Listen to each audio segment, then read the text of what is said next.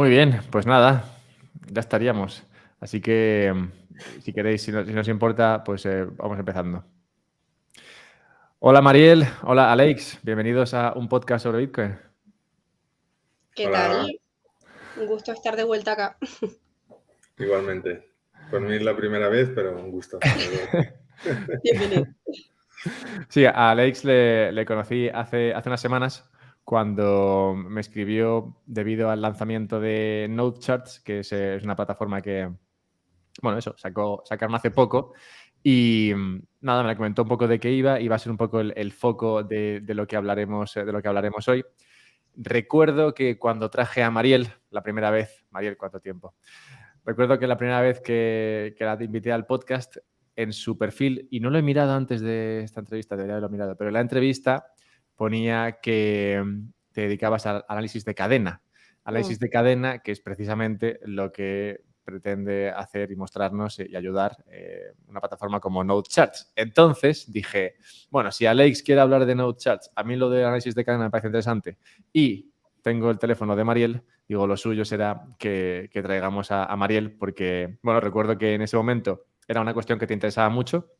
También he visto que desde ese momento, que creo que fue 2021, 22, 21 probablemente, desde ese momento a hoy, tu carrera y como inversora ha despegado más de lo que había despegado hasta entonces. Creo que ya el momento de los pasteles ya quedó atrás y ahora Sí, ya.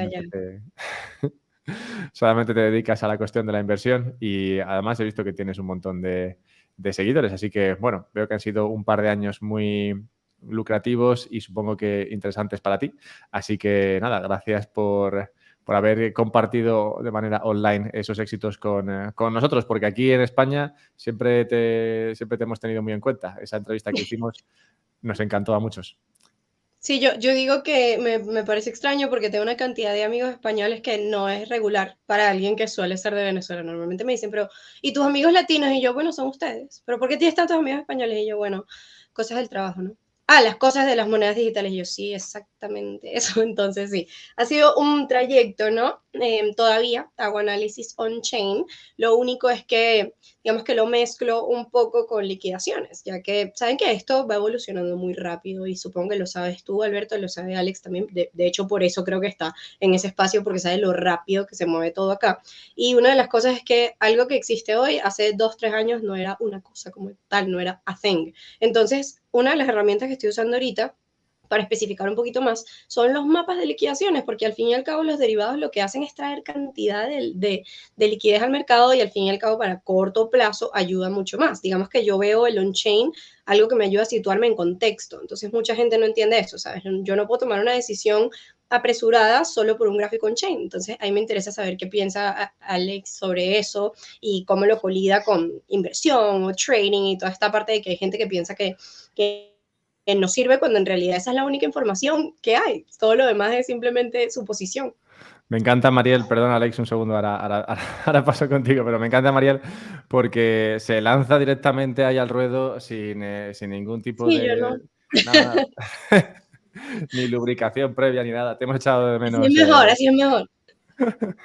Te hemos echado de menos por aquí, Mariel. Bien, pues efectivamente, como ya viene avanzando Mariel, vamos a hablar de análisis on-chain o análisis de cadena con la idea de entender un poco qué información podemos sacar de ahí para lo que sería tratar de predecir los movimientos de Bitcoin, si Bitcoin está caro, si está barato, si es un momento para entrar, si es un momento para salir o para quedarse ahí mirándolo. Entonces, esa es la idea y como ya viene avanzando Mariel, que lo iremos viendo durante la charla, bueno, el análisis on-chain es uno de los métodos o uno de los factores a tener en cuenta, pero claro, hay otras cosas, ¿no? Como puede ser el precio o lo que he comentado antes de Mariel de los mapas de liquidaciones, que es muy interesante y que yo seguro que puede comentar un poco más después.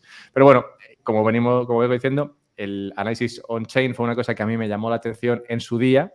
En 2020 empecé a leer mucho lo que sacaban en Glassnode, que es una plataforma americana que hace análisis de cadena y análisis que luego comparten.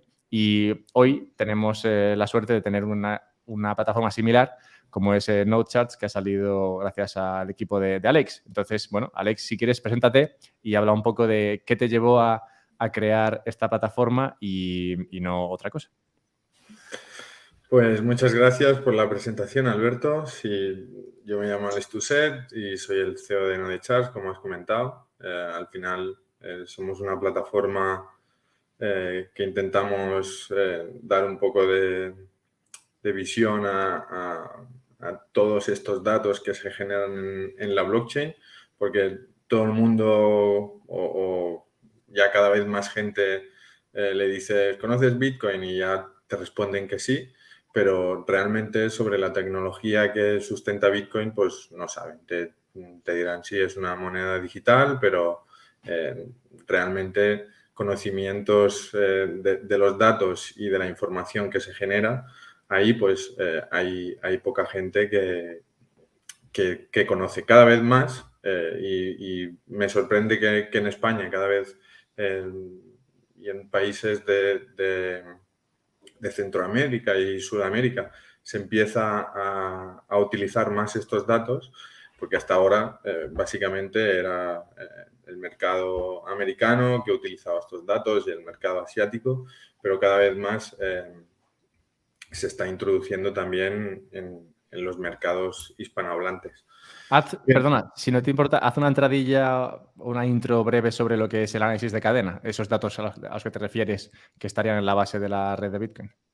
Sí, al final Bitcoin es una red descentralizada donde hay muchos nodos que están conectados entre sí y pues si yo tengo Bitcoin y quiero hacer una transacción, pues todo eso queda registrado en un libro que es como un libro de contabilidad. Pues bien, el análisis on-chain lo que hace es coger toda esta información que hay dentro de los bloques con todas las transacciones y lo que intentamos es, pues, hay diferentes estudios que se pueden hacer, como la actividad o ver si la salud de la red está en buen estado, es decir, los mineros o cuando los mineros capitulan, que se escucha mucho, y aparte de esto, pues intentar predecir los movimientos de precio en base al comportamiento que tienen los usuarios. Para hacer un resumen breve. ¿Sigues teniendo, Mariel, en tu perfil lo de análisis de cadena o ya lo has cambiado? Pues en realidad ahorita lo que tengo es que soy analista financiera porque ya tengo el título, pero prácticamente soy analista de data y data en cadena y financiera. Entonces, por ahí van los tiros. O sea, que sigue estando. Bueno, ¿y qué te llevó en su día a, digamos, priorizar? Porque creo que era lo único que tenías en el perfil en ese momento. ¿Qué te llevó en su día a priorizar el análisis de cadena como método para entender qué es lo que podía hacer Bitcoin?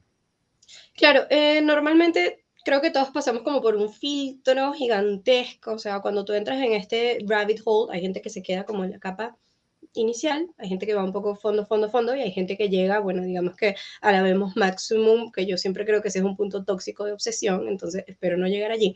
Pero digamos que los filtros van acorde a qué tanto interactúas tú con una red, ¿verdad?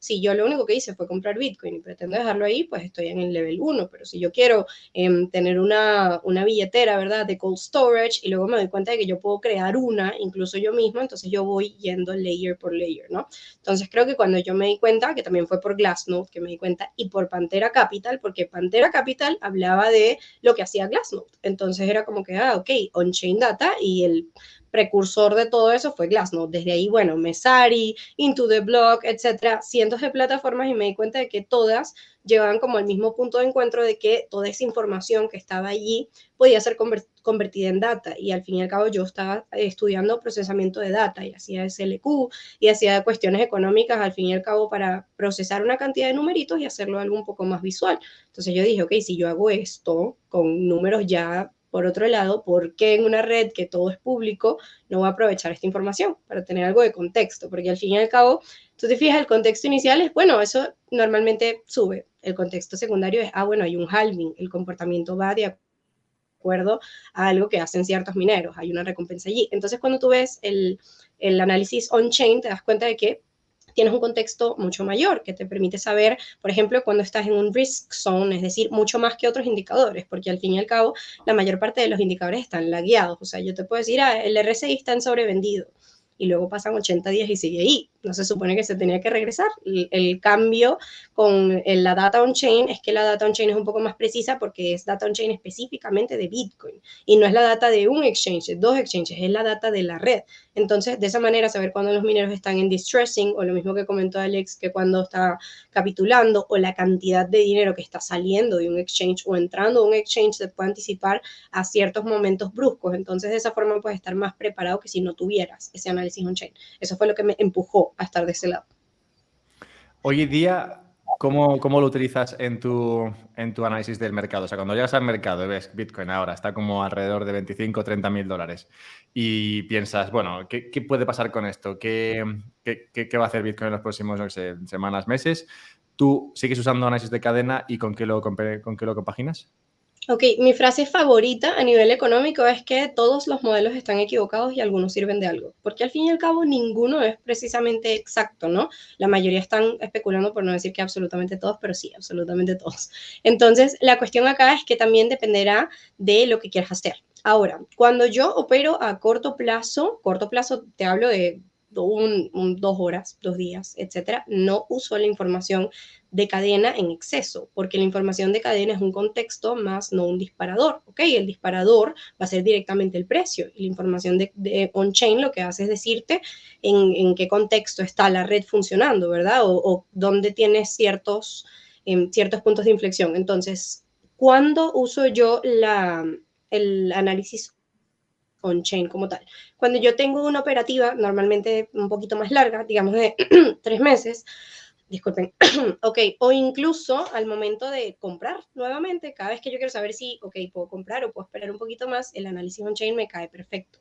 ¿Por qué? Porque el precio a corto plazo, más allá de que pueda pasar algo con los mineros, se mueve por derivados. Recuerda que es liquidez prácticamente zoom in. Si yo hago un zoom en el precio, un movimiento de $300, incluso $1,000, $2,000, no va a ser causado por un estatus de red, va a ser causado por derivados en corto plazo. Entonces, ahí es cuando uso las liquidaciones. Ahora, si yo quiero saber, ok, ¿puedo comprar Bitcoin ahorita? O debería, por ejemplo, vender y hacer cobertura, que la primera vez que se acercó a 26, lo que hice fue vender una partecita para poder volver a comprar. Allí uso el análisis en cadena. ¿Y cuáles son mis top 2 indicadores? Siempre han sido el exchange inflow y el exchange outflow, prácticamente, porque son lo que te ayuda a confirmar ese FOMO. Al fin y al cabo, todo el mundo puede abrir y ver el gráfico de miedo y codicia y ya saber, ok, esto está volado, pero el gráfico de miedo y codicia, lo mismo. Al ser un indicador, está lagueado y puede pasar semanas en codicia o puede cambiarse a las 2 horas. Versus que hay ciertos niveles históricos que solo puedes ver con on-chain data. Entonces, hay un punto histórico de cantidad de Bitcoin que está entrando a exchanges. Lo más probable es que haya un sell-off muy fuerte. Eso me indica a mí que tal vez no estoy en el momento óptimo para comprar. Entonces, verifico los precios en los que los mineros sufren para saber y hacer un punto de encuentro entre esos ambos indicadores. Por eso a mí me parece que la data on-chain no es un hecho aislado. O sea, no es que tú agarres un gráfico y dices, bueno, ok, cool. No, primero vas a contrastar con el precio, contrastar con lo que tú quieres hacer y usar algún otro tipo, porque si yo tengo solo una confirmación en un gráfico de data on-chain, pues entonces tal vez no sea tan importante como yo lo estoy viendo. Vale, un momento. Has hablado de 2 indicadores que sacas de la cadena, algo de los mineros, he entendido. ¿Cuáles son? No, en realidad hay uno que, ¿verdad? Hay muchos, hay cientos de gráficos. No, o sea, creo que en esto Alex puede coincidir conmigo. En realidad, el que te hablé, o sea, los principales son el inflow a exchanges y el outflow de exchanges. O sea, es el flujo de capital. Y estoy segura de que Alex te lo puede explicar mejor que yo. Sí, antes de cederle la palabra a Alex, has introducido un par de cosas interesantes. Primero, has hablado de Pantera Capital, que no sé ni si siguen existiendo. En su día es verdad que me pasó como a ti, que los leía mucho. Y lo segundo que has comentado es que hay cientos de indicadores. Porque claro, tú miras la red de Bitcoin y ves la información que está pasando allí, los Bitcoins que se mueven, los monederos a los que van, hacia dónde van, ¿no? Como has dicho, ¿no? Con ese inflow a exchanges, ¿no? Que son Bitcoins que van... de todo, o sea, hay de todo, de verdad. Eso, que hay todos los tipos. Entonces, claro, tú cuando ves todo lo que se puede sacar de aquí y dices, vale, ¿qué es de todo esto realmente importante?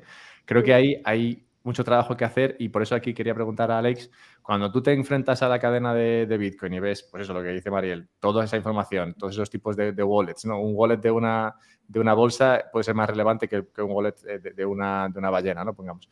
Cuando tú ves todo esto, ¿cómo decides qué estudiar o qué no estudiar? Porque al final cuando haces un indicador de estos, estás decidiendo no hacer cualquier otro indicador. Sí, al final nosotros tenemos, creo que unos 500 indicadores y hay mucha gente que entra a nuestra web sin conocimientos o al menos conocidos que he preguntado, oye, ¿qué te parece? Pues me vuelvo loco ahí dentro, porque no sé qué hacer, no sé qué mirar, o sea, hay tantos indicadores que, bueno, pero al final es como si te pones en TradingView, le das a añadir indicador, también vas a tener 500.000 indicadores creados. O sea, al final la gente, pues, ¿qué conoce? El MACD, el RSI, pues aquí es un poco lo mismo. Hay indicadores muy típicos o más antiguos que la gente utiliza y al final lo que tienes que hacer es un poco filtrar y generar una estrategia. Hay gente que opera con simplemente la acción del precio, un RSI cuando se produce divergencias, pues aquí es un poco lo mismo. Cada uno encuentra su indicador que le gusta más y en base a esos indicadores, pues debes generarte una estrategia que te funcione.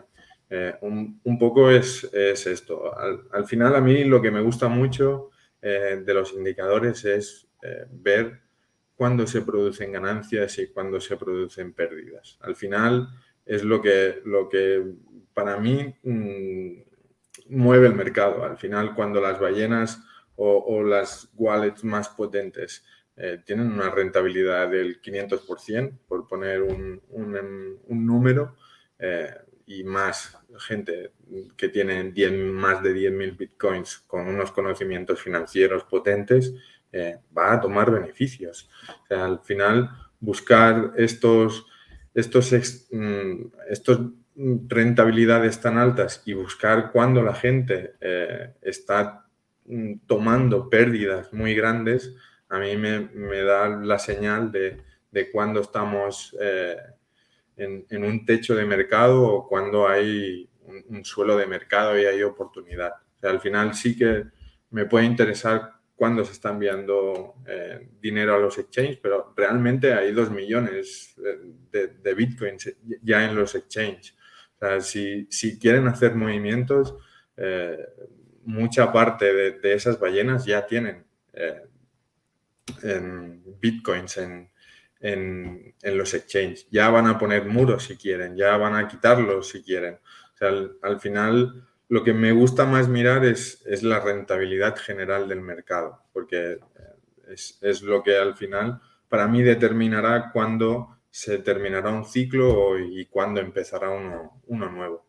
Sí que a corto plazo, como comenta Mariel, va muy bien saber cuándo puede estar entrando dinero a los exchanges o se están enviando monedas, pero sobre todo a largo plazo, a mí lo que me gusta buscar es cuando se está produciendo, cuando la gente está perdiendo dinero, que es cuando aprovecharán para comprar las ballenas, y cuando está entrando capital de pececillos, como dicen, y realmente los que se los están vendiendo son las ballenas. Eso me recuerda un poco al análisis que comentaba antes Mariel, ¿no? Sobre las liquidaciones, que sería algo más en el corto plazo que mostraría esto que tú comentas. Pero te quería preguntar, Alex, si se puede usar la palabra indicador y modelo indistintamente. Porque, por ejemplo, un modelo que se puso muy de moda 2020, más o menos, cuando el análisis de cadena estaba pues eso, empezando, fue el de Plan B, no me acuerdo cómo se llama, ¿no? El de... Stock Flow. Gracias, lo sabemos todos. Pues ha quedado muy bien ahí a la vez. Y ahora ya el 2, ¿eh? Ahora ya el Stock to Flow 2. Ha hecho una nueva versión. Sí, porque el primero se invalidó. Así que... Bien, bueno, pues eso es un modelo, digamos, ¿no? No lo llaman un indicador, pero no sé hasta qué punto se puede diferenciar entre modelo e indicador. O sea, yo cuando veo lo de Plan B, ¿no? Ese modelo de Stock to Flow, te indica un poco lo que se supone que va a hacer el precio de Bitcoin en el futuro, ¿no? O en qué rango se va a mover. Entonces yo creo que por eso lo llaman un modelo, pero también cuando veo algunas de las gráficas que se salen en análisis de cadena, como los que presenta NodeCharts o Glassnode o cualquiera de estos, también se ve algo que se asemeja un poco a un modelo como podría ser ese de Stock to Flow. ¿Tú cómo lo ves? Sí, bueno, al final cuando hablamos de modelos podría ser más un estudio realizado con una conclusión, ¿vale? Al final cuando utilizas un indicador, sí que al final también has hecho un previo para poder sacar ese indicador, pero utilizas una fórmula y realmente no estás dando conclusiones sobre ese indicador. Lo das para que la gente lo interprete. Cuando hablamos de modelo, el propio que crea el modelo te intenta dar una explicación de por qué ese modelo puede funcionar. Yo lo veo un poco la diferencia entre simplemente un indicador, te lo entrego, analizas tú, y un modelo como un estudio y te intento dar mi razonamiento de por qué puede funcionar. Me Sí, gusta. algo que quería añadir allí es que Alex tiene toda la razón. Si te fijas, los modelos tienen como una explicación por detrás. Lo que pasa es que los indicadores son más que todo una herramienta visual. O sea, un indicador, no a nivel económico, no estoy hablando del VIX o del Volatility Index. Un index no es un indicador, que se confunde un montón. Pero los indicadores más utilizados, los más regulares, tranquilos, son simplemente para identificar señales visuales, mientras que un modelo económico tiene un constructo teórico por detrás que representa un set de variables y por eso es que tiene validación, invalidación y es o sea, el modelo sirve para explicar un proceso económico complejo de una forma más simple y por eso son tan invalidados, porque al fin y al cabo no puedes explicar algo que salvajemente va a ser lo que le dé el libre mercado la gana de hacer. Sí, o puede funcionar ahora y dentro de un tiempo puede dejar de correcto. funcionar. Normalmente También. los indicadores también pueden dejar de funcionar, evidentemente. Pero La bueno, mayoría ni funciona, pues, en realidad. Pero sí, pero sí, el RSI se lleva utilizando, no sé, 40, sí, 50 esos años y buenos la años, gente lo seguirá utilizando, ¿sabes? Porque, bueno, siempre.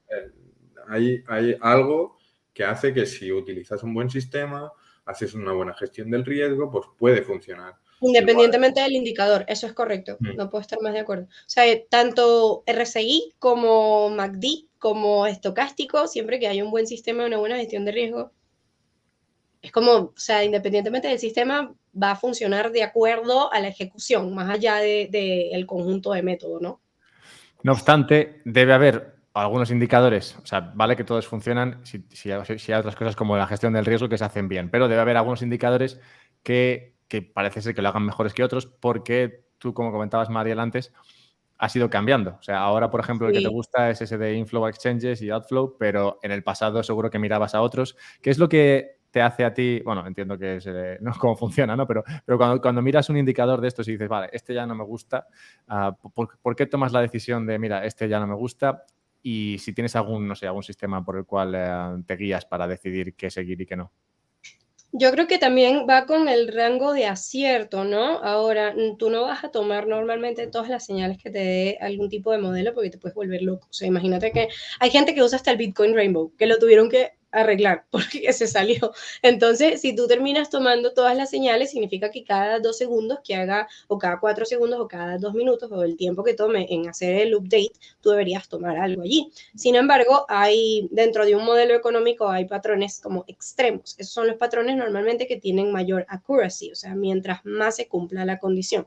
Yo lo que uso es el rango de cierto. Por ejemplo, a mí me gustaba muchísimo el Stock to Flow número 1 y creo que la mayoría de las personas que estaban dentro de ese espacio tenía una esperanza vertida sobre ese modelo, porque era el único que, o sea, el Stock to Flow siempre ha existido, solo que era una forma de adaptarlo a BTC. Entonces, si había funcionado con el oro, ¿por qué no iba a funcionar con BTC? Obviamente no funcionó, porque al fin y al cabo el short gash, ¿verdad? Es diferente, o sea, y el proceso de obtención, la dificultad de obtención es distinto. Entonces, cuando se invalidó, pues obviamente fue como que, ok, ya los aciertos no están de este lado.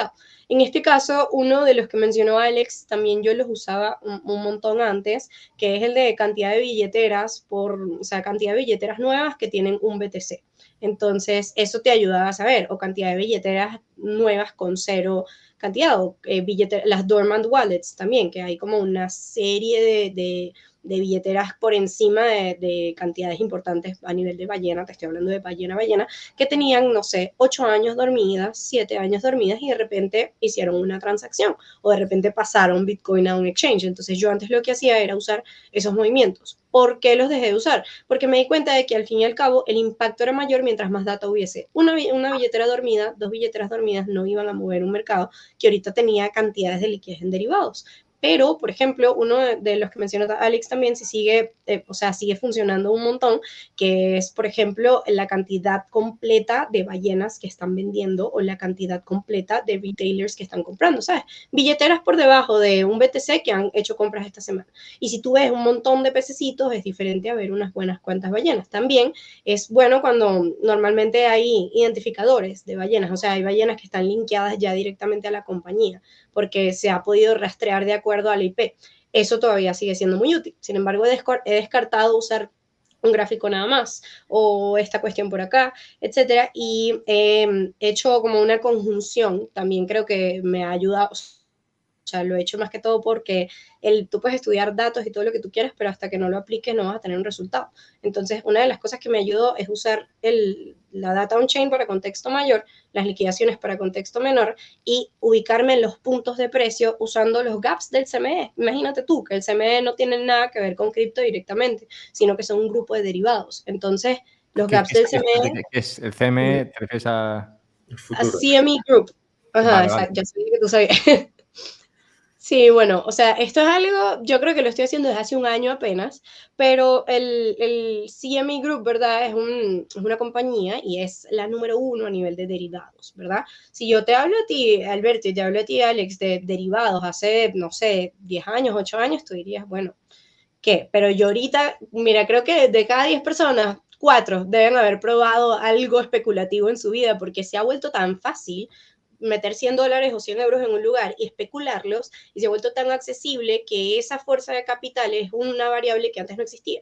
Entonces, el grupo del CME, ¿verdad? Tiene opciones, opciones por futuros también de expiración, futuros perpetuos, tiene todos los derivados que tú te puedas imaginar. No son los que más se usan, ¿eh? Y no son los que más se usan. No. Porque No, ellos simplemente dan el gráfico. Derivit creo que tiene el 80% del volumen Es en correcto. futuros y opciones. O sea, es una ¿Qué pasa? Que barbaridad. sí, eso es correcto. Lo bueno de acá es que, como dice Alex, no son ni siquiera el número 1, solo que tienen la data visual. Entonces, por eso son para recurrir, porque al fin y al cabo, el grupo lo que hace es mostrarte todo lo que están haciendo esas personas. ¿Qué pasa? Que si yo, por ejemplo, tengo el 5% en CME Group y son traders de derivados, de opciones, y hay también expiración de opciones, etcétera, y tengo el 20% en otro proveedor de derivados y yo comparo los movimientos, son muy similares. ¿Por qué? Porque son movimientos especulativos. Lo mismo que si yo agarro y veo el interés abierto que hay en KuCoin y veo el interés abierto que hay en Binance, y es como si fueran las mismas personas haciendo las mismas operaciones, que no son, pero el ser humano psicológicamente tiene un carácter especulativo. Entonces, ¿qué pasa? Que los gaps que deja el CME, es decir, espacios completos, están llenos de operaciones sin liquidar, han tenido y ni siquiera son un indicador, o sea, te estoy diciendo que son un gráfico que muestra dónde están los gaps, y tienen un 90% de aciertos, o sea, el 90%, y yo misma me encargué de descargar la data y procesarla con un análisis de varianza para saber qué tan real era esto, pero el 90% de las veces que hay un gap, ese gap termina siendo rellenado tal vez en 6 meses, tal vez en 2 meses, tal vez en un año, pero termina siendo rellenado. Entonces, ¿qué pasa? Que este tipo de información... Un momento, disculpa. Es que Dale, esto justo dale. esto justo lo tuiteaste hace poco y Ajá. creo que funcionó bien y creo que es un análisis interesante. Entonces, lo explicaste en un tuit, así que yo creo que yo soy capaz de explicarlo aquí en un segundo. Y es que, bueno, se había movido Bitcoin, no sé hacia dónde, no sé en qué precio estaba exactamente, ¿no? Pero tú comentabas en ese tuit que en los futuros o los derivados, digamos, que en el CME se había producido ese gap, ¿no? Ese gap en el precio, y había dos, un gap hacia arriba y un gap hacia abajo. Entonces, me gustaba el tuit ese porque decía, mira, hay dos gaps aquí, uno arriba, otro abajo. Entonces, uno, o sea, se va a cerrar alguno, no sé cuál, pero probablemente, porque siempre pasa, se cierra uno de esos gaps. Entonces, el precio se puede ir hacia el final de ese gap, ¿no? De ese hueco, o el que está arriba, o se puede ir hacia el final del gap que está abajo. Pero bueno, si se mueve el precio, será hacia un extremo o hacia el otro. Suele volver por el otro, por el que no llenó. Bien, pues eso da más color a lo que comentabas. No, has hablado de varios aspectos. Has comentado términos como el open interest, que son, bueno, el número de contratos de futuros abiertos, entiendo. Y hemos hablado de ballenas también unas cuantas veces. Cuando hablamos de ballenas nos referimos a personas que tienen mucho Bitcoin, no gente gorda. Entonces, eso también es importante tenerlo en cuenta. Bueno, Y, aclaratorio. y quería preguntarle a Alex, llevamos más o menos unos 30 minutos, así que me gustaría preguntarle a Alex ahora mismo cómo utilizas tú el análisis de cadena, porque entiendo que no es lo único que usas. Creo que también haces trading como hace Mariel. Entonces me gustaría, igual que Mariel ha explicado cómo lo usa ella, que saca ella en claro de esto y cómo lo emplea, ¿cómo lo usas tú? Sí, yo al final no es lo único que uso. O sea, al final la acción del precio a mí me parece muy relevante también y es algo que tengo muy en cuenta. Sobre todo líneas horizontales, tanto puede ser un soporte como una resistencia. Creo que son muy importantes en el trading. Y yo al final, como te comentaba un poco antes, lo que intento o los indicadores que más intento mirar pueden ser la rentabilidad que está teniendo el mercado y que no se ha realizado y la que se ha realizado. También, pues, el precio de compra en general de la red, o los de corto plazo, los de largo plazo. Al final, para aclarar un poco, sí que el análisis on-chain se puede usar a corto plazo porque hay muchos indicadores que te da el comportamiento de lo que están haciendo los traders, ¿vale? Y creo quizás para 2 horas es difícil sacar conclusiones. O sea, sería más con trading cuantitativo, analizando datos. Creo que ahí sí que hay información que se puede utilizar, pero sí que si se empieza de nuevo y es alguien que vale, hoy escucha el podcast y dice, mañana me quiero poner con el análisis on-chain, que lo utilizara para buscar movimientos cíclicos, ¿vale? Para buscar fondos y buscar techos muy a largo plazo, ¿vale? Cuando se va teniendo conocimientos más amplios sobre el tema, ya lo ha comentado Mariel, o sea, al final puedes mirar cuántos bitcoins están entrando en el exchange ahora mismo, ¿vale? Cuando esto se dispara, pues puede ser un indicativo o podemos mirar, yo por ejemplo, más a corto plazo, pues miro el precio realizado, que es el precio medio de corto plazo, al final de menos de 155 días y va muy pegado al precio. Normalmente tiende a rebotar cada vez que, tanto si va por arriba o va por abajo, normalmente se podría utilizar como una desviación estándar. Es decir, cuando estoy por encima, muchas veces Cuando Bitcoin se aleja de ese precio realizado, ¿te refieres? o cuando se acerca. Sí que lo podemos mirar. Cuando se aleja demasiado, normalmente va a tender a buscar el precio realizado, pero muchas veces, y más en tendencias fuertes, por ejemplo, en 2017 estuvo todo el rato picando en ese precio. Cada vez que había una corrección, no conseguía superarlo y volvía a rebotar. Y lo mismo vimos en 2021. Pues un poco dependerá de si estamos buscando corto plazo, necesitamos conocimientos bastante avanzados de análisis de datos y de las métricas en concreto, pero sí que creo que para gente que quiera también no solo fijarse en lo que está haciendo la acción del precio o utilizar el RSI, creo que es un muy buen complemento para movimientos tendenciales. Y yo sobre todo lo utilizo para ubicarme en qué momento del mercado estoy dentro de, como decimos los bitcoiners, los ciclos que hemos tenido y más a corto plazo para intentar buscar movimientos más de varios días o semanales. Vale, hemos visto una explicación, creo, bastante detallada sobre cómo lo usáis ambos. Ahora os voy a decir cómo lo uso yo, o cómo lo usaba, porque quiero que me ayudéis. Claramente yo esto lo hacía fatal, porque yo empecé a leer los comentarios de Pantera Capital, Glassnode y demás, y empecé y dejé de hacerlo. ¿Por qué dejé de hacerlo? Yo dejé de hacerlo porque en 2021-2022, sería más 2022, entiendo, yo seguía leyendo estos análisis porque, claro, yo no soy capaz, como explicaba Alex antes, yo no soy capaz de ver el gráfico en sí. Bueno, si me lo explican, sí, no, pero no soy capaz de entrar ahí, ver los gráficos en sí mismos y sacarle una lectura clara de lo que se supone que debe hacer el mercado. Entonces yo leía los análisis que se hacían o que compartía Glassnode sobre los mismos indicadores que ellos tienen, ¿no? Que son parecidos a los que tiene la plataforma de Alex.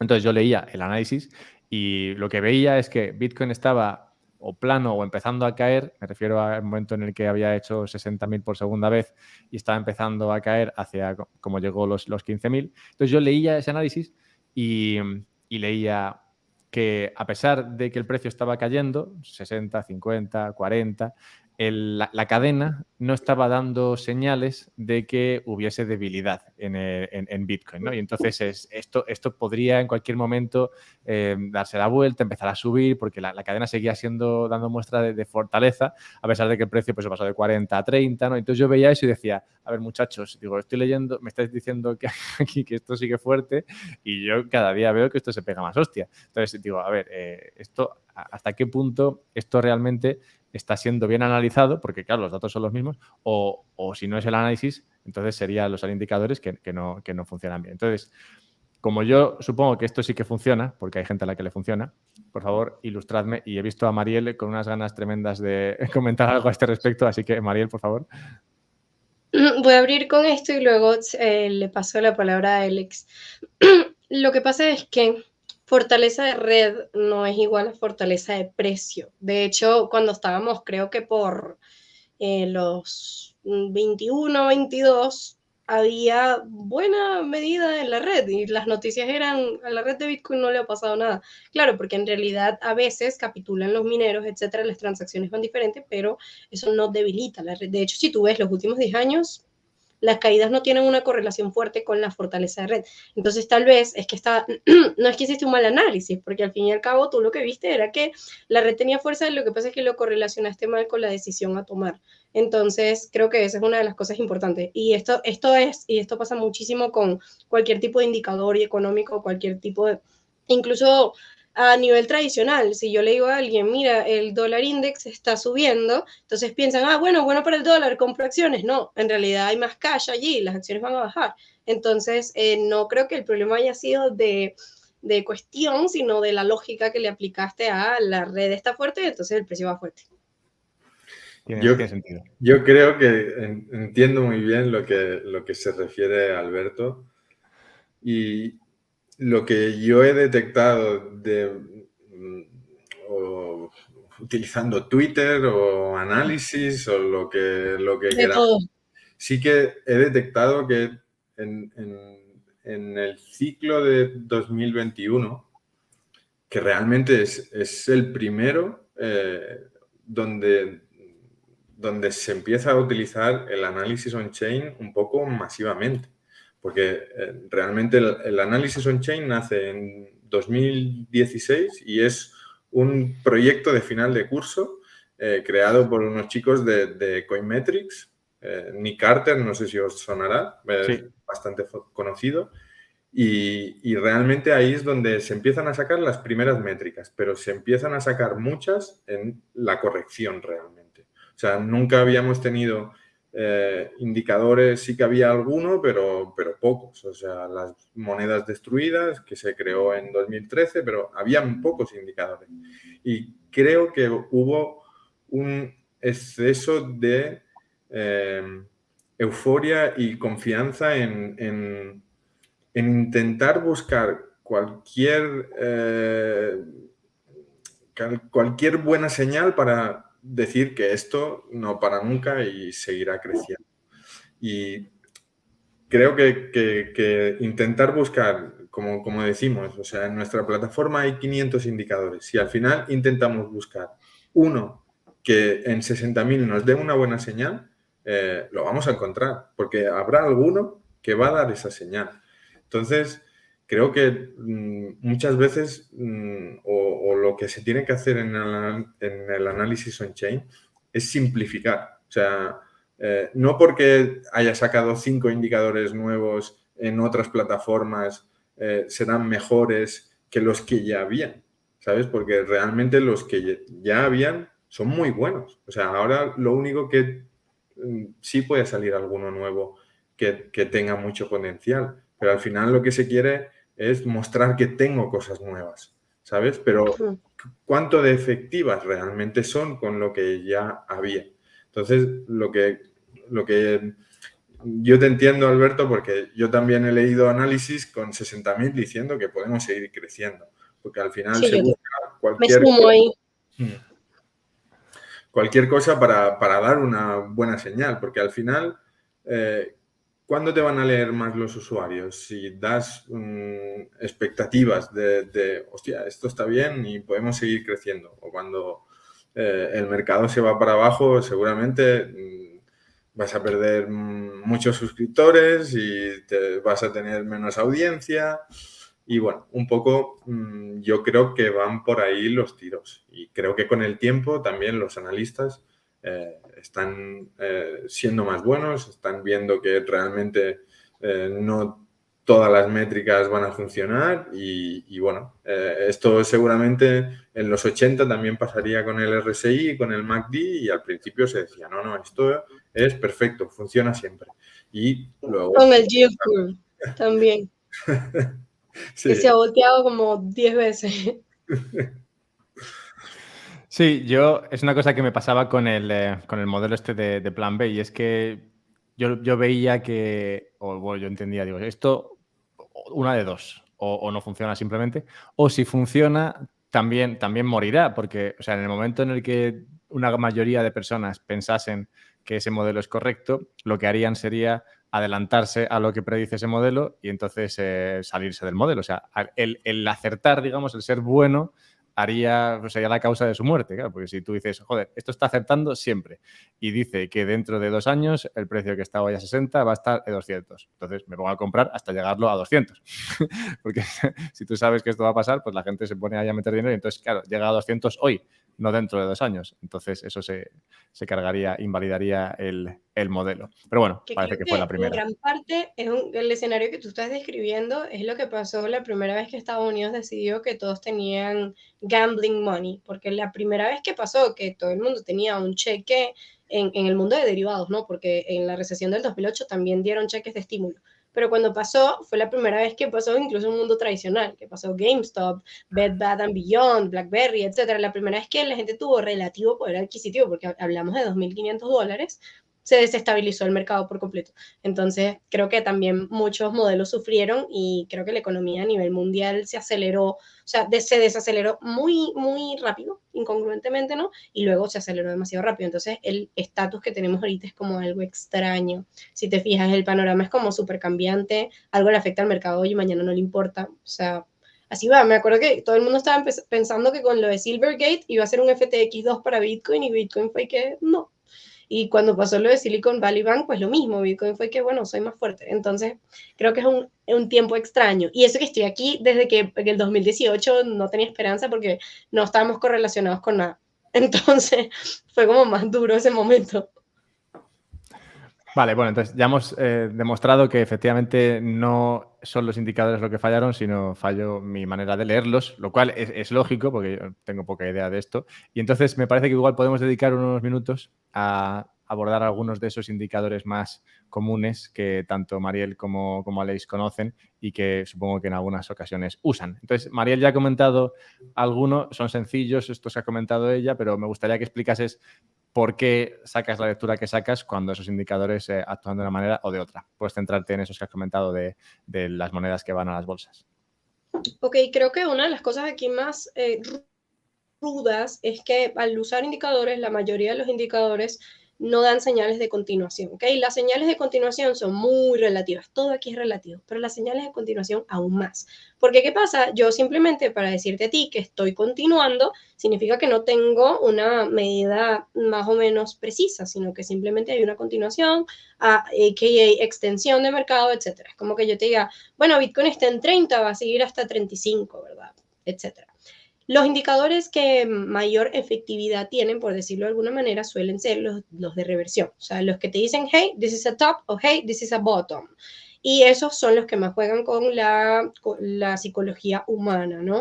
Te lo pongo al estilo de las liquidaciones. Las liquidaciones simplemente te dicen, aquí hay esta cantidad de dinero y aquí abajo hay esta cantidad de dinero. Y el precio está aquí. Y el precio actúa como un imán y luego actúa como si voltearas el imán del lado negativo. Entonces, la mayoría de la gente piensa en este estilo, que si yo tengo un mapa de liquidaciones con 20 billones de dólares en 30.000, entonces el precio va a agarrar los 30.000 y va a seguir hasta los 40 porque todos esos niveles tienen liquidación, cuando en realidad las liquidaciones dejan vacíos. Entonces, en este caso, si yo tengo un nivel muy fuerte en 30.000, el precio se va a consumir los 30 y luego va a regresar al anterior. Entonces, creo que estas son las cosas con respecto a los indicadores, aprender a leerlos y no a ver lo que nos gustaría ver. A mí también me encantaría que agarrar y se consumiera todos los niveles hasta llegar a 60.000, ¿no? El punto es que no funciona así. Y lo mismo cuando hay un inflow o cuando hay un outflow. Normalmente cuando ahí te toca la primera alerta, que tú muchas veces los puedes configurar y créanme que creo que ahorita pidiéndole código a la inteligencia artificial, que tengo como 3 semanas de vagabunda sin programar nada, simplemente le digo, por favor, hazme un código que haga esto en PineScript y lo pego y normalmente funciona, o yo corrijo 2 o 3 cosas. Cualquier persona puede programar bastantes alertas. Yo esta es la única manera de que esto te funcione. O sea, créeme que si tú no es que tú vas a abrir algo y ya tú vas a ver el análisis perfecto y ya tienes todos los puntos, normalmente muchos de estos modelos o muchos de estos gráficos se basan en el desarrollo y para eso están y para eso tienen tiempo previo a la ejecución. Entonces, las alertas suelen ser tus mejores amigos porque eso te ayuda a ver si un precio está respetando o si se pasó por el forro lo que tú pensabas que iba a hacer. Entonces, en este espacio moderno cualquiera puede configurar sus alertas. Lo mismo, si de repente hay 2 ballenas que metieron sus bitcoins a un exchange, bueno, ok, gran cosa. Pero si eso se vuelve una tendencia y de repente en las últimas 4 horas van más de 500 billeteras por encima de 1000 BTCs, o sea que sería absurdo, o sea, no lo he visto, pero imagínate eso, ya cambia la tendencia. Entonces creo que es algo, primero, de ser muy flexible. De hecho, yo tengo en todos mis gráficos que es de sabios cambiar de opinión, porque te estás enfrentando a un mercado que es flexible. Y si tú vienes con la misma perspectiva y no sabes cambiar de opinión, te va a arrastrar. Entonces, eso con respecto a los indicadores. Pero, a ver, siempre me pasa igual contigo, Mariel. Pero entonces, cuando estas ballenas mandan el dinero a las bolsas, esto digamos que es preocupante para el que está en Bitcoin y espera que el precio siga subiendo. Claro, porque te está dando como una preseñal a una venta masiva o un sell-off. Ahora, ¿por qué yo te digo que necesitas una tendencia y no te sirve una sola avisada? Tienen como 3 meses diciendo que el gobierno de Estados Unidos está mandando sus bitcoins a Coinbase. Tienen como 3 meses en esa ya. ¿Eso afecta el precio en realidad? No, porque la mayoría de nosotros sabemos que lo más probable es que no los vendan ahorita, porque nunca en la historia han vendido BTCs cuando el precio está por debajo de realizado, porque son bastante pilas, ¿no? Para incautarlos también. Entonces, en este caso, no me sirve un pedacito de información, necesito un patrón. Y eso es lo que hace que te sirvan ciertos indicadores, que tú puedas identificar un patrón. Algo que pasa una sola vez es un hecho aislado, pero algo que pasa 20, 30 veces ya es un supuesto.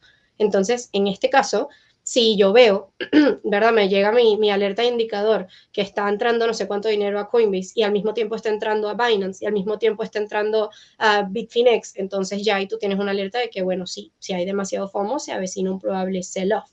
Ahora, si tú ves que hay muchas billeteras pequeñitas comprando, etcétera, eso a ti te da señal de que el ecosistema está relativamente bien. ¿Eso es una señal de compra? No. ¿Eso significa que Bitcoin sea malo? Tampoco. Entonces tienes que ser muy lógico en este aspecto. Vale, ahora ya me ha quedado más claro. Va, Alex, explícanos tú alguno que te guste. Bueno, yo más o menos intento simplificar, como os he comentado. Al final utilizo indicadores que son de los primeros que se hicieron, ¿vale? Porque creo que son los que mejor funcionan. Y sí que, por ejemplo, ahora hemos creado unos nuevos nosotros, porque al final decía, vale, tenemos el SOPR, por ejemplo, que al final calcula las rentabilidades general del mercado. O tenemos, pues, cuánto Bitcoin está en ganancias y cuánto está en pérdidas, ¿vale? Pero al final, a mí lo que creo que me interesa más no es saber cuántos pueden estar ganando o perdiendo, ¿vale? Sí que te da un poco el movimiento de hacia dónde puede ir el mercado en general, pero prefiero saber rentabilidades. ¿Cuándo se está tomando rentabilidades? Y mayores al 100%, ¿vale? Pues al final son los indicadores que más me interesan, porque al final decimos ballenas, no ballenas, o sea, las ballenas realmente, y sabiendo más como lo volátil que es Bitcoin y los movimientos que es capaz de hacer, no te van a vender el Bitcoin con un 50%, ¿vale? Esto normalmente será más ruido. O sea, yo quiero ver cuando hay un movimiento muy fuerte de, por ejemplo, superior al 50%. Se está tomando una rentabilidad. Al final el SOPR te hace eso, pero de la cadena en general. Y hasta ahora habíamos filtrado, pues si era de corto plazo, de largo plazo, ¿vale? Pero no podía, o sea, no se filtraba por la rentabilidad que se está tomando el tanto por ciento, ¿vale? Entonces, pues un poco diseccionar estas rentabilidades a mí me está dando una visión muy diferente del mercado, ¿vale? Y son de los nuevos que puedo utilizar, son estos de rentabilidad. Y de los viejos, precio realizado, o sea, creo que seguirá funcionando durante mucho tiempo, porque al final es reversión a la media del precio que todos hemos comprado Bitcoin. Luego, como os comentaba, o sea, podemos mirar el de corto plazo, que al final mira más lo que está pasando en el corto plazo o el precio que tienen la gente que está comprando hace relativamente poco o el precio de largo plazo, ¿vale? Y al final también, pues, estamos creando indicadores que podamos saber los precios de las ballenas, ¿vale? O sea, cuánto he comprado todos los que tienen más de 10.000 bitcoins. Pues al final no se aleja mucho de ahí el precio. Bueno, se puede alejar mucho normalmente cuando sube, pero por abajo es difícil porque al final, si estamos hablando de ballenas, van a querer defender el precio al que ellos han comprado. O sea, al final, si tienen ese poder adquisitivo, intentarán que el precio no baje mucho de ahí y que ellos no se pongan en pérdida. ¿Vale? Pues al final, como resumen, me gusta mucho mirar el SOPR porque al final creo que es un indicador que funciona muy bien, ¿vale? El precio realizado, también miro mucho las ganancias versus las pérdidas, tanto realizadas como no realizadas, y mucho las rentabilidades. O sea, es de lo que más me voy a fijar de aquí en el futuro, porque al final creo que es lo que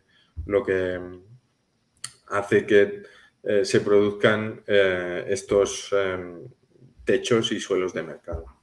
Eso, digamos que vendría a responder a la pregunta que decía antes Mariel, ¿no? Porque decía que hay pocos indicadores que den muestras de continuación. Lo de la rentabilidad podría ser uno que sí que te da una medida de la continuación o no de un movimiento, ¿no? Porque la rentabilidad al final es algo que, bueno, pues que crece o se reduce en el tiempo, pero que digamos que podríamos leer como medida de continuidad, o igual no. Tengamos en cuenta que yo esto lo leo fatal. Hemos partido de esa base. Sí, al final también tenemos que diferenciar entre la rentabilidad que está inactiva, ¿vale? Es decir, los bitcoins o las transacciones que no están gastadas, ver esa rentabilidad que están teniendo y luego la que se está ejecutando, ¿vale? Al final tenemos que comparar y ver cuándo está saliendo de una, o sea, cuándo está dejando de ser inactiva y está pasando a gastarse, ¿vale? Ahí está para mí el punto clave de encontrar estos techos y fondos del mercado. Porque cuando detectamos, oye, es que imagínate, rentabilidades de más del 500%, están dejando de ser inactivas y ves que se están tomando beneficios, o sea, que empieza a subir mucho ese suministro gastado con rentabilidades de más de 500, o sea, es blanco y en botella, o sea, sabes que... Bueno, será blanco Sí, y en botella para quien lo lea, pero sí, evidentemente, pero yo lo veo turbio todavía. al final tienes los colores, o sea, lo dividimos, es unos colores y tú ves los colores. O bueno, en realidad está dividido por cohortes, o sea, lo diseccionamos por esto, pues más entre el 100 y el 500%, 500 y 1000. Cuando realmente ves que el mercado está ejecutando muchas ganancias de más del 500%, o sea, puedes deducir que el que está haciendo eso es alguien que sabe, ¿sabes? Sí, sí, sí. No lo hace cualquiera. Entonces, pues, es un poco seguir... Vale. Espérate, que creo que lo he pillado. Voy a leértelo a ti de vuelta. O sea, que la idea es que, claro, no es que esté todo el mundo ganándose un 500% ahí, ¿no? Sino que tú estás empezando a ver que hay alguien o alguienes que están siendo capaces de liquidar esas ganancias, o sea, que tenían una ganancia latente muy elevada, más elevada que lo que hay en el mercado latente, digamos. Entonces estás viendo que estos han sido capaces de sacar esa rentabilidad y han empezado a vender. Entonces te da la idea de que estos saben algo que el resto no sabe porque son buenos. Ese Y, Smart Money. claro, es dinero inteligente, como dices, como los móviles. Y entonces ellos, digamos que te dan la señal de, joder, aquí se está moviendo algo por alguien que debe entender más que yo y eso, digamos, que te da la pista de, pues mira, igual aquí se da la vuelta. Exacto. Y lo mismo a la inversa. O sea, cuando ves pérdidas más grandes de 50 o entre 50 y 80%, o sea, ahí sabes que el que está ejecutando esa pérdida seguramente no tiene los conocimientos porque ha comprado en el techo y ahora ya está sufriendo tanto que dice, es que al final me quedo sin nada, ¿sabes? Entonces, pues ahí es cuando aprovecharán la gente inteligente para comprarles. Y es un poco buscar estos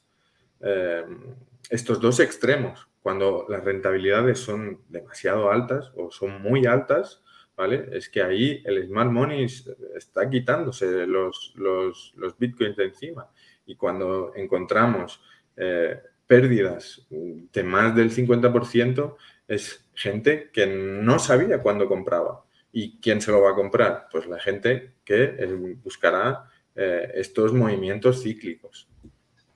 Vale, bueno, si he entendido esto y creo que lo he entendido, yo ya me doy por satisfecho, pero antes de cerrar, dos cosas que quiero tratar. Primero, quiero preguntarle a Mariel cómo ve el mercado hoy día, a ver qué lectura tenemos de Mariel, que siempre es interesante. Y luego, si puedes, Alex, una cosa que has comentado antes. Has dicho que la gente llega a veces a la plataforma y se encuentra ahí con 1000 cosas y se pierde un poco. Entonces, igual podemos luego compartir pantalla. La gente que está escuchando esto en el podcast pues no lo verá muy bien, claro, pero en YouTube estará la entrevista entera con los vídeos, entonces ahí podrás ver esto que va a comentar Alex. Pero antes, Mariel, ¿cómo ves tú ahora con este análisis mágico el mercado de Bitcoin? Ok, Estamos a en mí me abril, parece por que... cierto. Ajá, ¿qué? Que digo, estamos en abril, para el que no sepa cuándo, o sea, porque esto igual lo escucha uno en abril del 23. Es que tu podcast, el anterior, o sea, la gente lo Sí, sigue sí. escuchando como si no hubiese un mañana. Y claro, esto... Sí. Bueno, estamos el 20 de abril, por favor, a las 5:11 de Venezuela. ¿Qué hora tienen ustedes, muchachos? ¿10 o 11? 11 y 10. Ah, bueno. Entonces, ya, por favor, para que escuchen esto, no hemos aprendido a viajar en el tiempo todavía, así que listo. Ya hice el disclaimer. Ok, me parece, y lo voy a decir, y cada vez que lo digo, se sufren mucho porque me parece que la capitulación no fue tan fuerte como esperábamos que fuese. Y eso no termina siendo el mejor de los indicadores, ya que al fin y al cabo, mucha gente tiende a pensar que si no hubo una capitulación a ese nivel, entonces va a venir Ahora, creo que va a venir, pues a este punto es más difícil decirlo. Lo mismo que la recesión de Estados Unidos, lo mismo que el quiebre económico a nivel mundial, se ha sostenido muy bien. Me parece que al fin y al cabo es un mercado muy resiliente. Ahora, no me gusta la correlación que hay con la parte americana, prácticamente se mueve igual que muchas acciones. Otra cosa que chequearía es que Bitcoin ahora tiene una correlación de los últimos 4 meses con el Shanghai Composite Index de China. Entonces, vean los tiros por allí. Y creo que es muy clave y que es algo que no es noticia para nadie, que el nivel de 30.000 se ha vuelto una proeza psicológica para la mayoría de las personas. Porque al fin y al cabo 30.000 representó la pérdida o como un, digamos que esa falsa creencia de que seguíamos en un bull market y ahorita la superación de los 30.000 representaría, estamos de nuevo en un bull market. Entonces es un nivel que a punto de liquidación tiene cantidades de dinero absurdas, tanto en short como en long, lo que desacelera el proceso, porque al fin y al cabo cada vez que el precio llega al nivel tiene que reaccionar de forma rápida. Entonces, para mí es un punto, no lo veo como un punto de compra, obviamente, tampoco lo veo como un punto de venta álgido, sin embargo, a mí sí me interesaría un montón que pudiésemos superar esa barrera, ya que superar esa barrera y perder un poquito de correlación con Estados Unidos, que si se fijan es como una cadena gigantesca, o sea, el mercado americano pierde correlación con la Fed, entonces Bitcoin pierde un poquito de correlación con el mercado americano, que ya perdió la correlación con la Fed, entonces me gustaría algo más de movimiento independiente y me gustaría subidas un poco menos inyectadas para yo decir que estamos en un escenario un poco más amable. ¿Por qué hablo de subidas inyectadas? Porque el volumen no se correlaciona con el movimiento de precio. Entonces, esto significa que prácticamente el precio se está moviendo por inercia más que por inyección real, ¿no? O sea, es una inyección de capital natural o pumpeada solo para liquidar, valga la redundancia, en los niveles de liquidación y luego volver al mismo trote. Entonces, a mí me gustaría un ciclo un poco mensual más amable, que se sostenga por encima de los 31 para yo poder decir que estamos en un mercado alcista, porque creo que perdimos un montón lo que es mercado alcista y mercado bajista, entonces ahora no son 6 meses, sino 6 días. Entonces, cada vez que hay un movimiento positivo de 4 horas, ya es un mercado bull market, y cada vez que hay un movimiento negativo de 10%, es ya se va a 3.000. Entonces, para mí es un momento muy estresante, porque al fin y al cabo el precio no está reaccionando y cualquier cosa por encima de los, yo diría que 31.500 que pueda ser sustentable es optimista. Ahora podemos seguir entre 31, 26, 31, 26 por semanas. Así que esperemos que eso no pase. He de decir que sin hacer análisis ninguno, yo tengo una aproximación a los precios parecida. Y es que yo cuando bajó el precio por debajo de 30, me cambié la foto de perfil en Twitter a una que tengo con una gorra de McDonald's. Porque, y claro, cuando suba de 30 pones los ojos láser de nuevo. Yo me marqué, dije, cuando suba de 35 me cambio la foto de perfil. O sea que ves, sin análisis ninguno, más o menos me acerco a los niveles Concordamos, que tú concordamos. Alex, Pues ¿tú cómo lo ves? Ahí están los rangos, ¿eh? Yo creo que hay muchas posibilidades de tanto ir a 25 como ir a 35, 34, 35 y lo mismo por abajo, 25, 24 son las zonas que vigilo. Yo cuando empecé con todo esto de Bitcoin por ahí en 2014, o sea, lo primero que me interesé fue más por el trading. Luego ya fui más a estudiar la tecnología, pero como fluctuaba mucho el precio, empecé a estudiar y lo que más me cuajó del trading fue la metodología de Wyckoff. Al final buscar zonas de acumulación y distribución. Y si mis conocimientos sobre Wyckoff aún los tengo frescos, yo creo que la zona de los 16 era un sprint de Wyckoff y un rebote a los 25-24, que son los máximos, me daría bastante confirmación de que se ha producido un rango de acumulación. Luego cuando mostremos los gráficos, lo mostraré un poquito más como lo veo yo en esta parte no on-chain. Y luego la zona de 35 por liquidez. O sea, al final, cuando empezamos esa bajada y antes de penetrar los 30, ahí se produjo un estancamiento o bueno, una lateralización del precio y por encima, justo por encima, que es más o menos los 34, 35, ahí tienen que haber bastantes stops.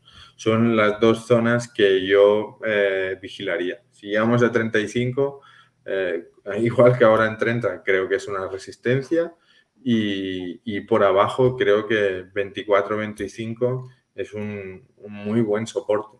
Al final, la rotura desde los 16 cuando atraviesa los 20, ahí realmente hay muchas compras y hay muchas compras de spot. O sea, no es tan un mercado o unas compras hechas por derivados, ¿vale? Entonces, creo que esas zonas son bastante importantes, tanto de resistencia como de soportes. Vale, bueno, gracias. Esto me ha quedado, esto sí que lo he entendido.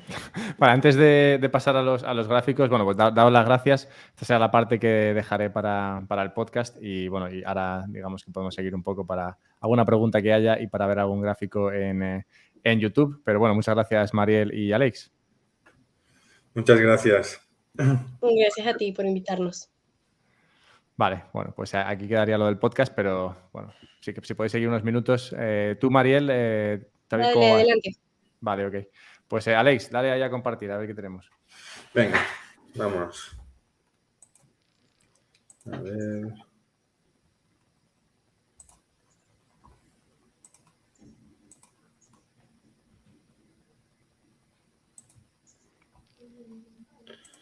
Vale, espero que se vea la ventana porque la última vez no pude enseñar TradingView. Yo creo que se ve bien. Estoy viendo el SOPR. Claro, es que no sé por qué no me deja. Le doy a compartir la ventana, pero solo me deja enseñar la plataforma. Pero bueno, lo podemos mirar aquí también. ¿Sí? La gente dice que lo ve bien, así que si la gente lo ve bien. Sí, yo también lo veo bien. Vale, al final, un poco lo que comentábamos, voy a poner la herramienta para dibujar. Esto es lo que se encuentra alguien cuando llega a Node Charts de primeras, ¿no? ¿Qué? Bueno, primero vas al home, pero una vez te registras, este sería el estudio, ¿vale? Y justamente, mira, ahora uno de los indicadores que más o son más conocidos o bueno, más he visto yo en las redes sociales de habla hispana es el SOPR. Este se encuentra aquí en indicadores de mercado y hay una sección con todos los SOPRs, ¿vale? El normal, el ajustado, que no tiene en cuenta las transacciones de un día, de corto plazo, largo plazo, ¿vale? Pues bien, un poco para mirar lo que estábamos comentando o como yo analizo de forma más tradicional los gráficos, lo que estaría viendo es un poco zona para mí relevante de soporte. Sería esta zona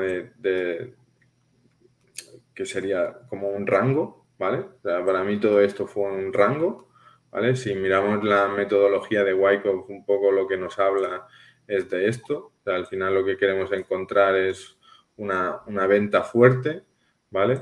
Un apoyo que es el que luego marcará también la salida, ¿vale? Y lo que pretende es buscar apoyos aquí debajo, ¿vale? No estoy viendo ahora dónde estás marcando. A ver, si pones el ratón por encima del gráfico. ¿Se ve? No, ahora no sé. Tú no ves nada, ¿no, Mariel? No. O sea, si quieres mueve el ratón, a ver. Es que antes sí que se veía. Antes se movía. Antes se veía el ratón por encima del gráfico, pero ahora no se ve, no sé por qué. A ver, voy a ver aquí en StreamYard qué es lo que se está viendo. Porque... Bueno, ahora mismo se está viendo el infinito. Ahora sí que se ve, Ahora sí. A ver, pero si pinto, ¿no se ve? No, si pintas no se ve, creo. ¿Ah, estás pintando? Sí, es que creo que el problema es... no sé por qué me pasa con el StreamYard, que no me deja compartir bien. Cuando le doy a presentar, le digo que me coja la ventana. Bueno, voy a probar con pantalla completa, a ver si... Ahora sí pinto, a ver si lo Ahora creo que puedes. sí. Ahora se ve un campo ahí de pintar. A ver, Vale, perfecto. píntate algo. Pues ya he encontrado el botón. Vale, para mí la Ah, zona importante por ahora arriba. tiene más sentido todo lo que decías antes. Vale, perfecto. Pues ya sabemos por qué. Vale, pues al final lo que como os comentaba, ¿vale?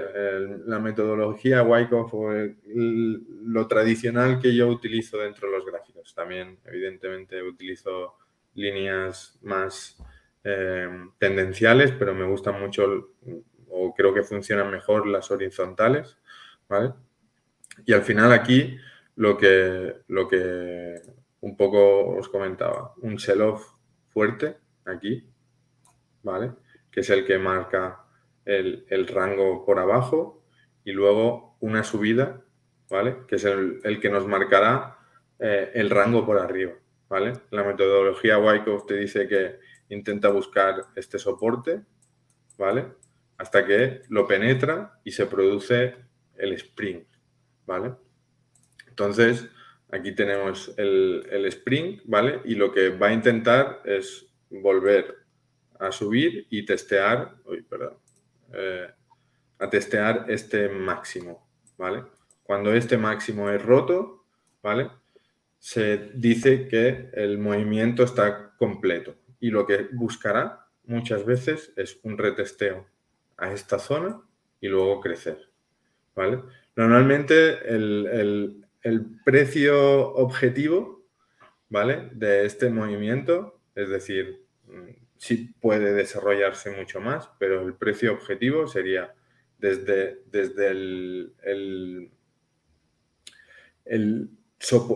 la resistencia que teníamos inicialmente, es decir, los 25.000 más o menos era, ¿vale? Hasta el spring, es decir, más o menos el precio objetivo estaría por aquí arriba, ¿vale? Creo que cuadra bastante, o más o menos a mí me cuadraba bastante con 35, incluso un poquito más para arriba, pero del método no on-chain, yo en lo que me estaría fijando es en esto, ¿vale? O sea, si llegáramos a los 25, para mí, bueno, esto ya, como se dice siempre, no es consejo financiero, pero para mí sería una muy buena entrada con un stop un poquito más para abajo. Vale, ¿Vale? un Luego para... momento. A ver, Mariel, por cierto, si tú tienes cualquier cosa que añadir yo solamente veo rayas y colores, pero si tú quieres decir algo, puedes decirlo. Y Víctor, un tal Víctor pregunta que ¿por qué, Alex, reconoces como sprint? ¿Por qué lo reconoces como sprint si la recuperación no fue inmediata? Has hecho algo de un sprint, no sé dónde estaba. Sí, pero es que de la metodología de Wyckoff, la recuperación no tiene que ser inmediata. O sea, al final aquí lo que tenemos, si nos fijamos en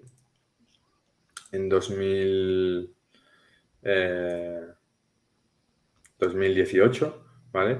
Este es un rango completamente diferente. O sea, metodologías de Wyckoff o métodos, hay 50.000. O sea, yo en los libros que me he leído de Wyckoff, yo qué sé cuántos diferentes he visto, ¿vale? O sea, al final, aquí lo que pretendemos es ver el volumen, ¿vale? O sea, si miráramos el volumen, yo es en lo que me estaría fijando más, ¿vale? Un incremento de volumen en esta salida, ¿vale? Bueno, pero métele ahí un on-chain o algo, ¿no? Que al final es la historia. Sí, vale. Eso pide. Vamos a mirar cómo yo utilizo esta gráfica. Sí que es verdad que me gusta más utilizar el SOPR ajustado, porque al final todas las transacciones que tengan menos de 1 hora no me interesan, ¿vale? Y aparte se ve un poco más lo que serían los picos de mercado, ¿vale? Lo podríamos marcar más o menos por encima, por encima del 1.2. Todo lo que pase por aquí encima serían zonas, espera, que pongo el transparente, zonas donde yo estaría atento para vender, ¿vale? Y por abajo, ¿vale? Un poco lo mismo. Estaría buscando más o menos por aquí, ¿vale? Serían zonas para mí interesantes, ¿vale? Si miramos, pues coinciden bastante con zonas donde se han producido las zonas más bajas, ¿vale? Y por aquí, pues lo mismo, ¿vale? O sea Incluso, que eso, esa cosita, eso que parece como... ¿Cómo se llama eso de las constantes vitales? Sí, ¿no? Eso que parece como las constantes vitales de una persona. Cuando está muy para abajo, digamos, eso te da una señal a ti de que está como en mínimos y que de aquí pues tendería a subir, ¿no? sí, al final, si miramos lo que es el SOPR, es precio de venta dividido por precio de compra. Cuando estamos debajo de 1, es que mucha gente está tomando o está vendiendo en pérdidas. Cuando vamos muy por arriba, es que estamos, o el mercado en general, está vendiendo en ganancias, ¿vale? Pero al final es lo que os comentaba. Al final esto es un poco rentabilidad, ver cuándo se está tomando rentabilidad en el mercado o cuando se están sufriendo pérdidas grandes en el mercado. Pues buscar estos extremos. Para De hecho, hacerlo más... Didi, María. no, culmina. No, para hacerlo más fácil, yo normalmente le aplico medias. Si al final queremos seguir movimientos tendenciales, ¿vale? Si le aplicamos, por ejemplo, una media de 90, ¿vale? Y aquí tenemos el 1, ¿vale? Más o menos por aquí tendríamos el 1, ¿vale? Algo así.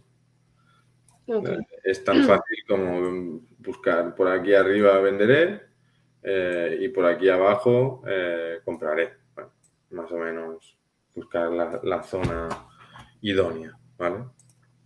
Que yo recuerdo que cuando estábamos por los 15.000, el 80% de las personas que habían comprado BTC en el último año estaban en pérdida. Entonces, esas pérdidas realizadas sí te dan una noción de en qué estatus está la situación general con respecto a rentabilidad y con respecto a pérdida. Yo prefiero usar, hay formas de configurar, o sea, mira, tú puedes meterle ese indicador otros 3 indicadores encima, o sea, es una locura, pero la cuestión es que también cuando estén usando indicadores económicos, el plazo es muy importante para modelos, para indicadores, para todo, o sea, porque no es lo mismo la cantidad de ganancias en el periodo year over year, ¿verdad? El último año, que los últimos 4 años, que los últimos 5 años. Entonces, fíjense en eso. Exacto. Sí, de hecho, hay los indicadores estos de ganancia y pérdida. O sea, podemos ver pues, del suministro, ¿vale? Es decir, de los bitcoins que están inactivos, ¿vale? Pues el tanto por ciento que está en ganancia, ¿vale? O sea, al final aquí es un poco lo mismo. Te marcas las zonas por donde cada ciclo está pasando lo mismo, porque cada ciclo realmente, si miramos todo el historial, ¿vale? Marcamos zona de abajo a partir del 50%, ¿vale? Zonas donde es interesante comprar. O sea, aquí, aquí, aquí, aquí, aquí, aquí, ¿vale? Y ahora lo mismo. Y son estas zonas, ¿vale? Al final, sí que encontrar el punto exacto quizás es más difícil, pero al final ahí ya depende un poco de la gestión que le apliquemos. O sea, podemos Claro, porque, comprar o sea, en ese último punto, por ejemplo, eso podría haber seguido bajando un rato. Sí, hasta 40. Realmente podía haber bajado. Aquí los mínimos fueron más bajos del 40%. ¿vale? Esto, Mariel, ¿esto es a lo que te referías con lo de la capitulación, que no había sido tan bestia como podría haber sido y tal? Sí, o sea, cuando yo te digo que pasó por ahí como una bailarina, lo digo de forma muy decente, porque es que podíamos haber visto un debacle mucho más fuerte. De hecho, creo que otra de las cosas que me gustaría señalar es que de mis gráficos, sabes que tú tienes gráficos con los que vas a actuar y tienes gráficos que son para ver, o sea, son gráficos para admirar como tal, porque no puedes tomar información directa de allí. Como por ejemplo, yo no puedo hacer un trade por el mempool de Bitcoin. O sea, entonces creo que por eso hay tantos gráficos. Habrá gente que lo haga, bueno, habrá gente que lo haga. Sin embargo, uno de los que a mí más me gusta es cómo ha cambiado el ecosistema desde hace un tiempo hasta ahorita, porque ahí está el de, por ejemplo, billeteras que tienen por encima de los 1000 BTC van en tendencia bajista, pero billeteras que tienen por encima de un BTC están en tendencia alcista. Entonces hemos cambiado, obviamente el precio influye, ¿no? Pero hemos cambiado de un espacio súper ballena a un espacio más adopción real. ¿Eso se puede ver ahí, Alex? Yo también lo diría porque al final tú imagínate tener 10.000 bitcoins en una billetera. ¿Qué pasa si pierdes esas llaves? O pasa algo que pierdes el acceso a esa billetera. Yo al final, si fuera una ballena, cogería y diversificaría el riesgo. Correcto. Al final me crearía, en vez de tener 10.000 bitcoins en una billetera, me crearía 1000 billeteras con 10 bitcoins, ¿vale? Porque, o quizás no tanto, ¿vale? 100 billeteras de 100 bitcoins, porque al final, si pierdo una, bueno, he perdido un tanto por ciento. Si pierdo dos, pero es que de la otra manera, si pierdo una, no tengo más acceso. Eso se puede ver, Alex, eso se puede ver en NodeCharts. Estamos en precálculos, porque las billeteras tardan en calcularse. Estamos en ello. Claro, porque eso tienes que coger información desde hace años y años, claro. Claro, al final nosotros damos resolución hasta bloques. O sea, tienes que ir los 780.000 bloques que hay y procesando esa información. Y al final hay indicadores que realmente hace mucho tiempo que estamos calculando. ¿Sabes? Que tardas 3 meses en calcular esos indicadores. Porque el proceso es muy, muy lento. Al final nosotros aplicamos un proceso lab, ¿vale? De analítica y a lo mejor cada bloque que estás calculando eso se tira 3 minutos en hacer un cálculo, ¿vale? Si tienes 780.000 bloques por 3 minutos, ahí tienes los resultados. Salen muchos números. ¿Y tienes los que le gustaban a Mariel? Eso se podría ver para ver cómo lo comenta Mariel. Es que van relacionados. O sea, al final los del exchange son billeteras, ¿vale? O sea, una vez tienes las billeteras, intentas deducir cuáles son los exchanges. De hecho, cada vez nos lo ponen más fácil porque ellos mismos están dando, pues mira, no, yo quiero ser transparente. Yo te digo las billeteras que tengo, ¿vale? Si no, ya hay que hacer un proceso, ¿vale? Que es buscar entidades y ver las transacciones que se están generando, si tienen muchas, si se crean como una especie de clusters, ¿vale? Y puedes deducir, vale, pues este es Binance o este es, que al final son pruebas. O sea, yo envío dinero a Coinbase, me dan una billetera y veo si mis bitcoins están ahí o los mandan a una cold wallet. ¿Vale? Pues así es realmente como dices, vale, la billetera de Coinbase es esta, ¿vale? Porque yo he enviado dinero aquí y ellos la han enviado a una cold wallet para que no se pierdan esos bitcoins. Y eso, bueno, estamos con las billeteras, sacaremos también todos esos indicadores. También te digo que para mí sí son importantes, pero las ballenas, por lo que nosotros vamos calculando y vamos mirando, o sea, al final las ballenas no te van a vender en un exchange. O sea, sí que hay cierto Bitcoin que lo mandan a varios exchanges, pero al final las ballenas importantes ellos venden en mercados OTC, ¿vale? Donde tú fijas un precio con el que te lo quiere comprar, ¿vale? Y haces esa transacción a ese precio. Porque imagínate a alguien que tiene 10.000 bitcoins y los tiene que introducir en el mercado. Eso va a tener un efecto seguramente adverso a lo que él quiere. Sí, ¿Vale? claro, todo el mundo va a saber que los va a vender y entonces baja el precio antes de que el hombre pueda venderlos, ¿no? Pero, vale, pues Y él mismo, o sea, no puedes mover un mercado que sí, no, si que puedes cerrarlo OTC, ¿no? Con otra persona que quiera comprártelos del tirón, pues te quitas mucho en comisiones y en spread, ¿no? Pero, vale, pues dos cosas aquí que quería preguntar. Así, Mariel, porque bueno, podemos ver los gráficos de Mariel, hay que preguntarle algo. Y es, este año que viene, el 24, tenemos lo del halving. ¿Eso cómo puede afectar a indicadores como estos que podemos ver aquí? O al trading en general.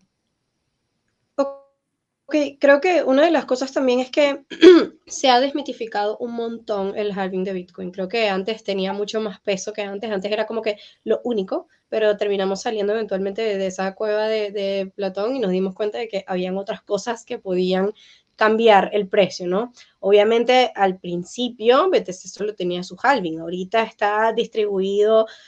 Mira, imagínate, es más sencillo, mucho más sencillo tener un nodo ahorita o pertenecer a la red que lo que era hace 5 o 6 años, ¿no?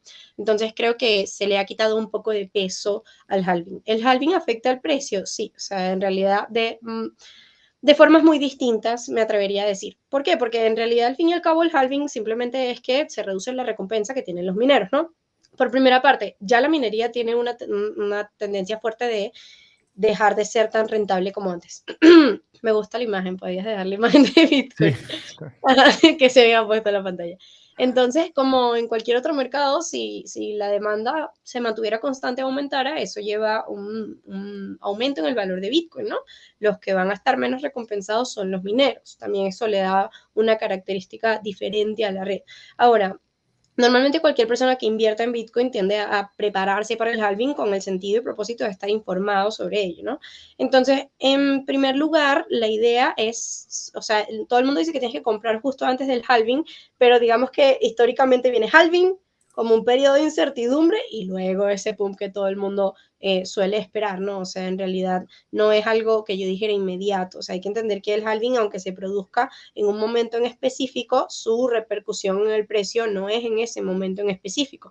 También han ocurrido muchas caídas después del halving, o sea, se ha alcanzado un máximo posterior al halving y luego vuelve a caer el precio. Entonces, creo que este va a ser distinto porque cíclicamente no estamos para nada igual que hace 4 años. Han pasado muchas cosas, creo que en estos 4 años han pasado como 10 años periódicos de información.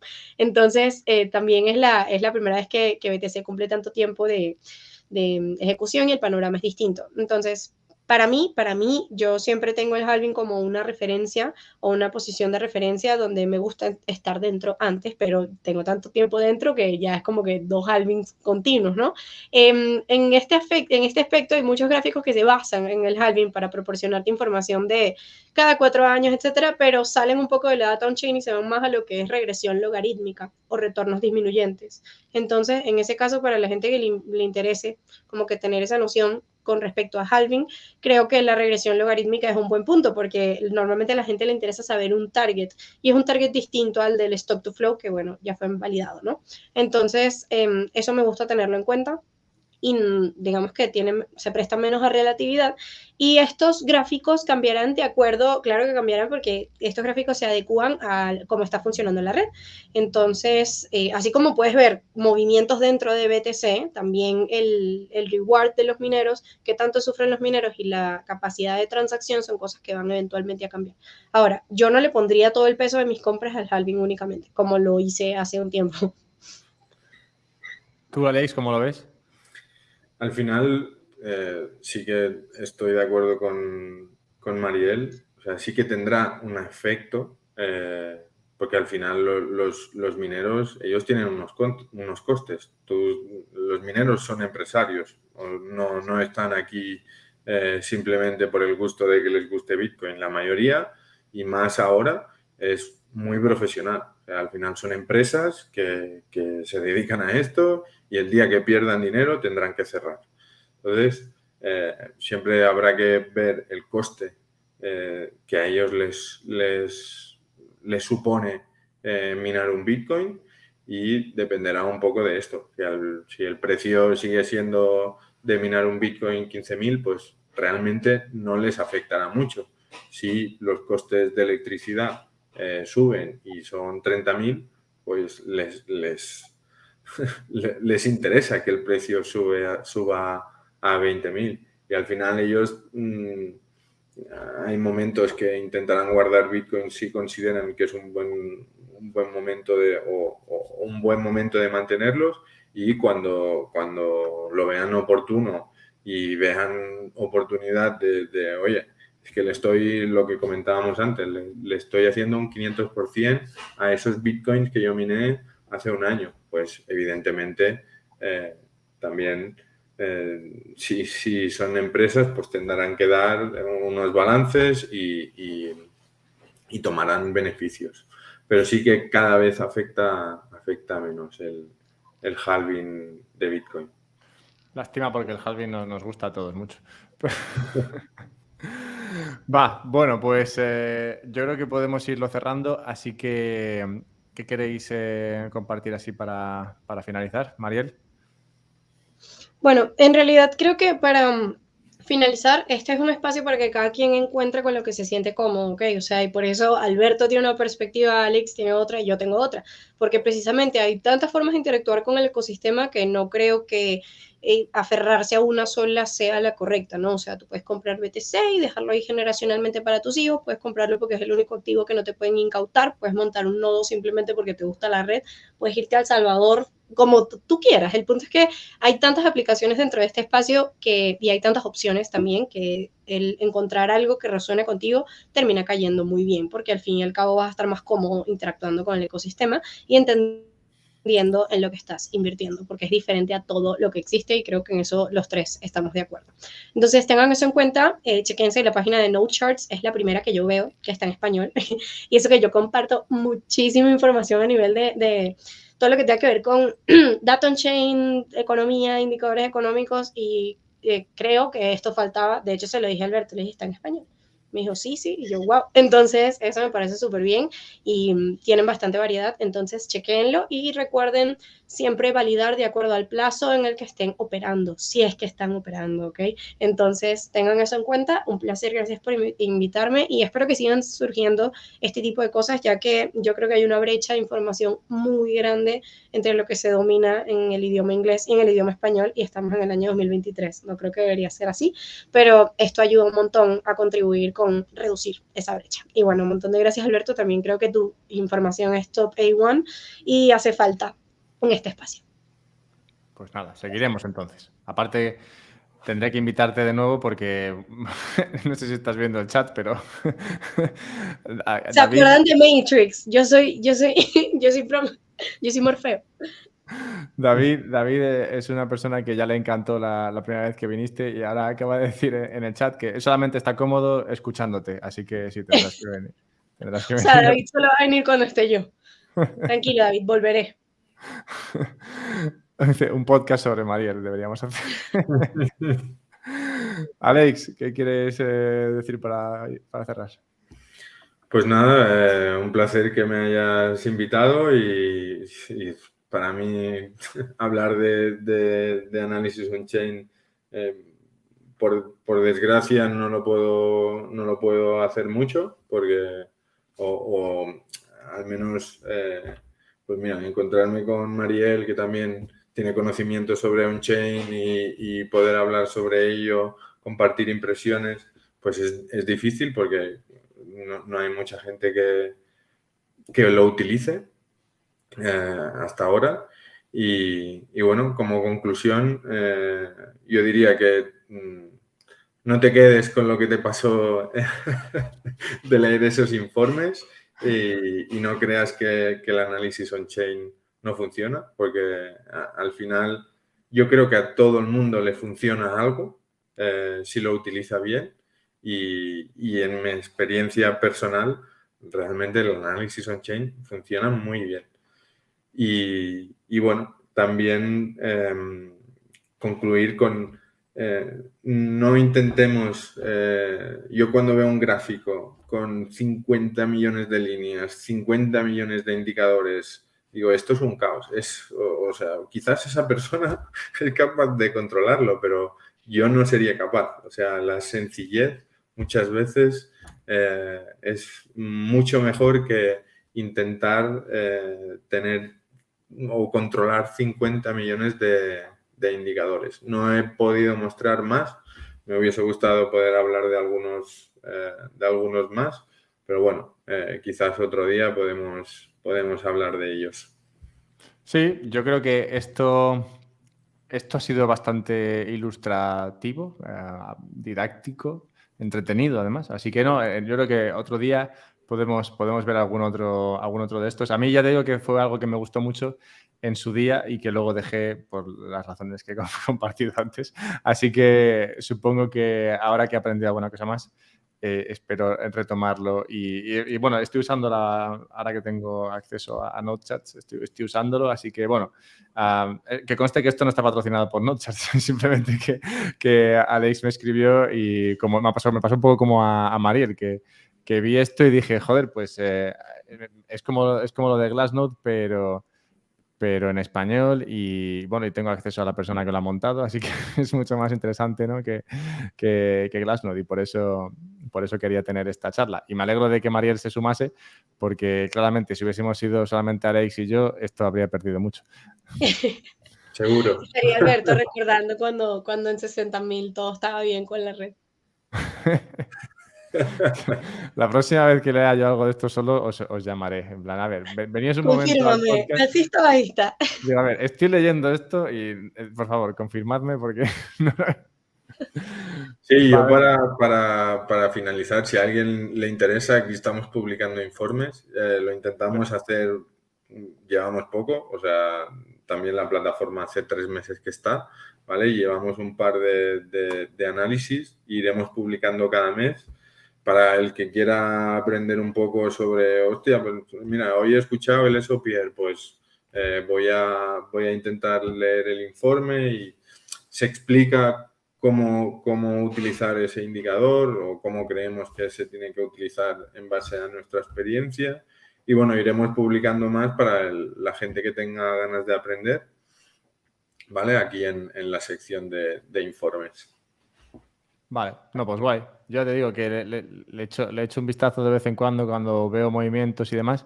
Y sí, bueno, en el futuro, cuando esté ahí liado y tenga alguna duda, pues ya os escribiré para que vengáis a ilustrarme. Bueno, lo dicho, quedaos un segundo antes de iros, que tiene que subirse vuestra parte del vídeo. Pero muchas gracias por estar aquí y nada, que la gente que ha estado espero que se lo haya pasado bien. Gracias a ti. Muchas gracias.